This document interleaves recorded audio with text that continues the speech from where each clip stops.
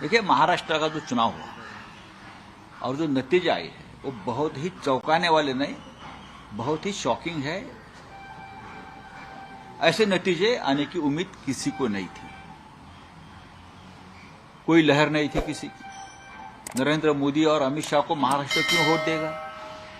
पूरा कैंपेन उनके खिलाफ चला, इसलिए कि महाराष्ट्र लूटने का पूरा एक कारस्तान यहां हो गया।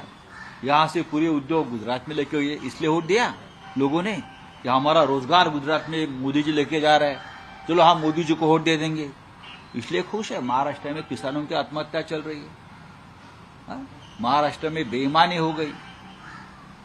ये जो नतीजे आए हैं उसके लिए जिम्मेदार अगर कोई होगा, महाराष्ट्र के जो नुकसान हुआ है वो जस्टिस चंद्रचूड़ है।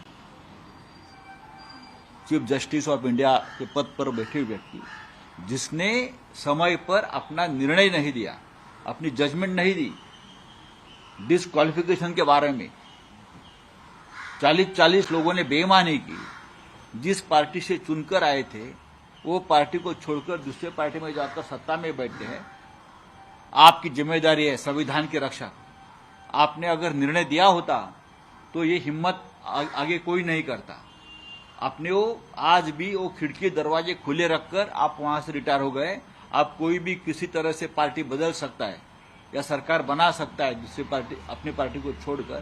तो इतिहास चंद्रचूड़ साहब को कभी माफ नहीं करेगा और उनका नाम काले शाही में लिखा जाएगा एकदम, कि इस प्रकार की व्यक्ति अपने पद पर बैठी थी और 3 साल तक एक संविधान के खिलाफ बैठी हुई सरकार को प्रोटेक्शन देते रही।